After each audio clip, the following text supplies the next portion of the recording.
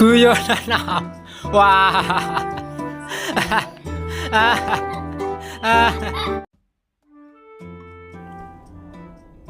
Abu Nawas mendengar Baginda Raja yang memiliki seorang menteri kepercayaan dan senantiasa mendampingi.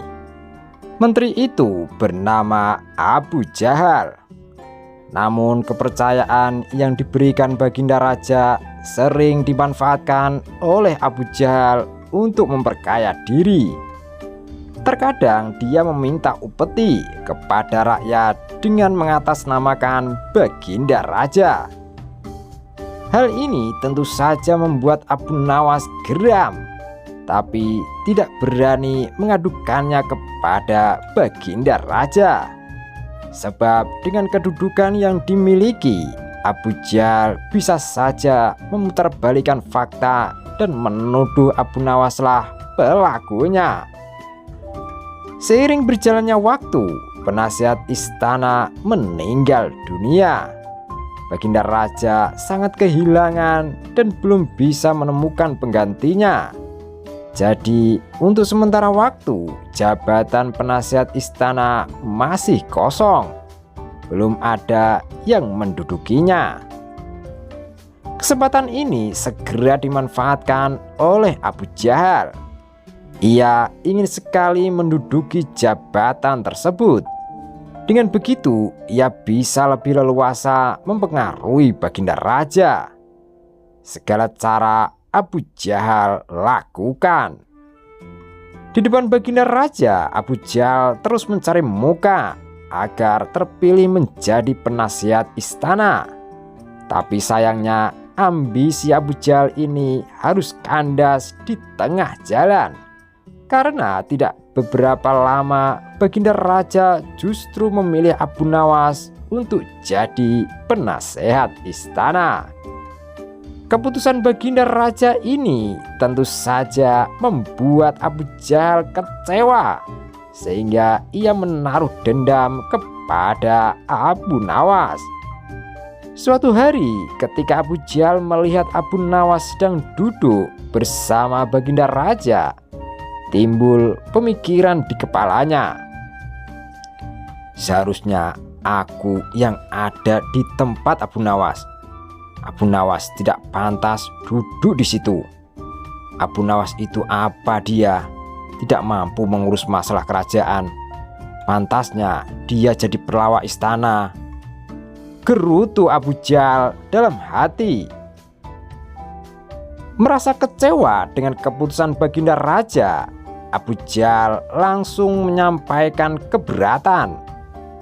Pada suatu hari saat Baginda Raja sedang duduk sendirian di singgasananya, Abu Jahal menghadap dan berkata, "Ampun Paduka Yang Mulia, hamba izin menghadap Baginda Raja." Baginda Raja terkejut melihat Abu Jahal yang tiba-tiba menghadapnya.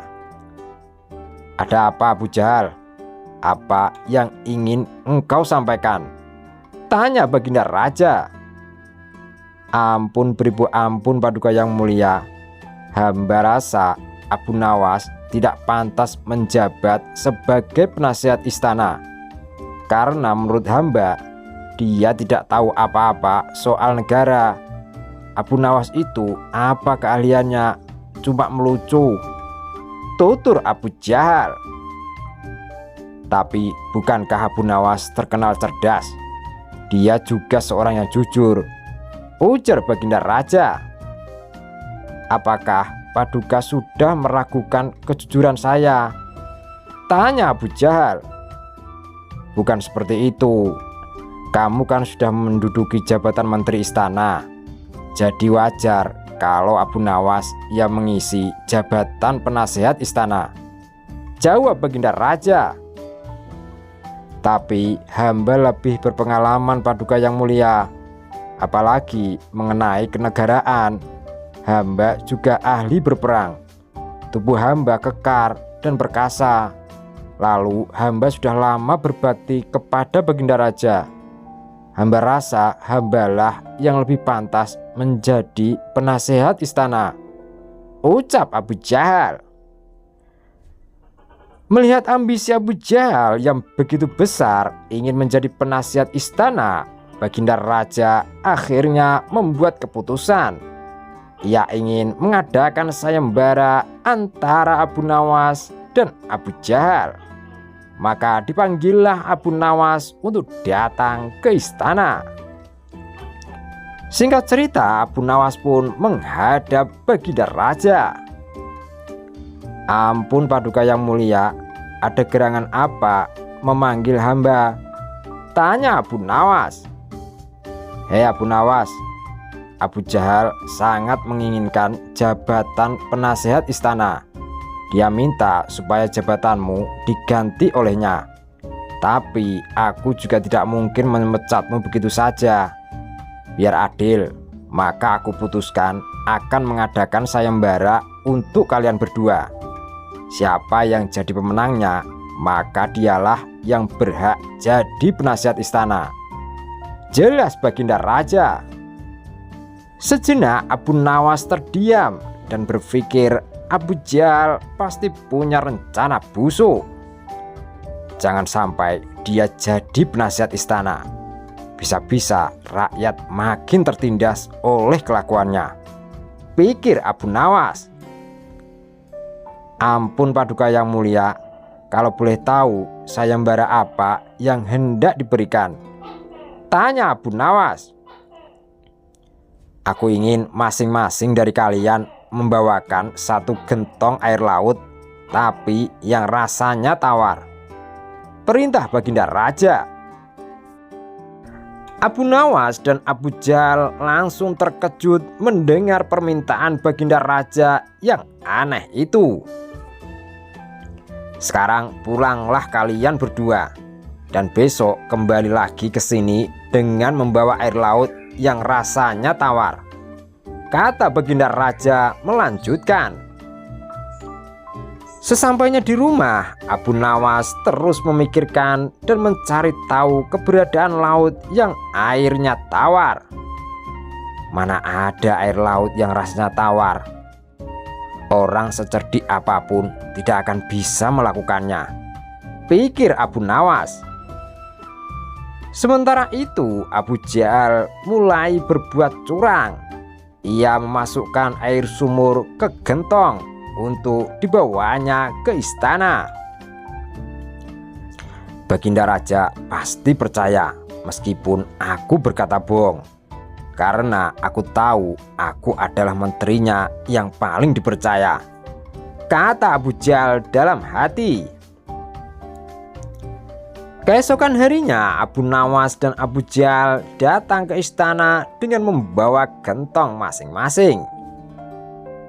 Bagaimana? Apakah kalian sudah mendapatkan airnya?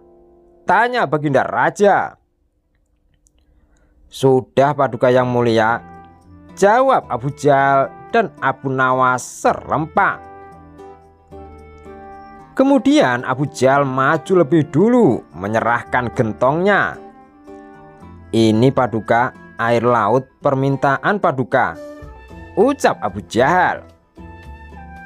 Baginda Raja lalu mencicipi air yang dibawa Abu Jahal. Bagus Abu Jahal, air ini rasanya tawar. Tapi benarkah ini berasal dari laut? Tanya Baginda Raja. Benar sekali Paduka, hamba sengaja mengambilnya dari laut yang tidak diketahui oleh orang banyak, jawab Abu Jahal penuh percaya diri. Sekarang tibalah giliran Abu Nawas menyerahkan gentong miliknya. Ketika Baginda Raja mencicipi air yang ada di gentong Abu Nawas, ia pun langsung berkata, Hei Abu Nawas, kenapa rasanya masih asin dan getir? Yang aku minta air laut yang rasanya tawar, ucap Baginda Raja.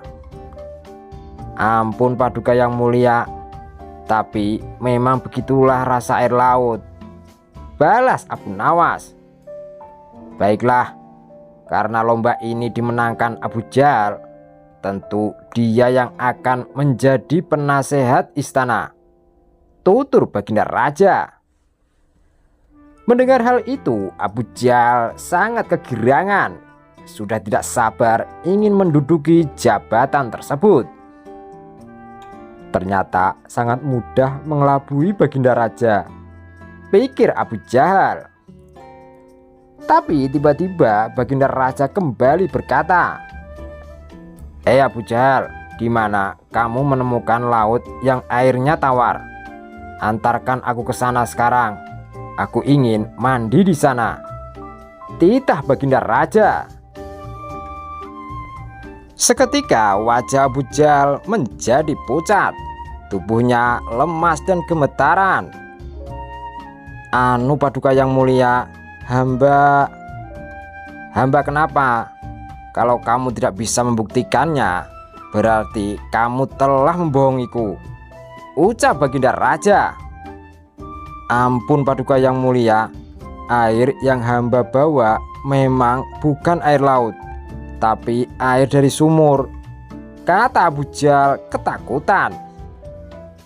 Kamu lancang Abu Jahal, kamu kira aku anak kecil yang mudah dikelabui. Karena kamu telah berani berbohong, maka sebagai hukumannya kamu bukan hanya gagal jadi penasihat istana, tapi juga akan dipecat dari menteri. Kamu harus juga menjalani hukuman penjara, bentak Baginda Raja. Kemudian Baginda Raja memerintahkan beberapa pengawal untuk menangkap Abu Jahal dan memasukkannya ke penjara. Kini tinggallah Abu Nawas di hadapan Baginda Raja. Hei Abu Nawas, bukankah kamu terkenal cerdik? Bisa saja kamu membohongiku, dan dengan kecerdikanmu itu kamu tentu bisa menutupi kebohonganmu. Tapi kenapa tidak kau lakukan? Tanya Baginda Raja. Ampun Paduka yang mulia, hamba memang cerdik, tapi hamba bukan pembohong. Secerdik apapun manusia, tidak akan ada yang bisa mengubah rasa air laut menjadi tawar, terang Abu Nawas. Kamu benar Abu Nawas, itulah orang yang saya cari untuk menduduki jabatan sebagai penasihat istana, cerdik dan jujur, kata Baginda Raja tersenyum puas. Tamat. Jangan lupa ya guys untuk like, share, dan subscribe. Terima kasih.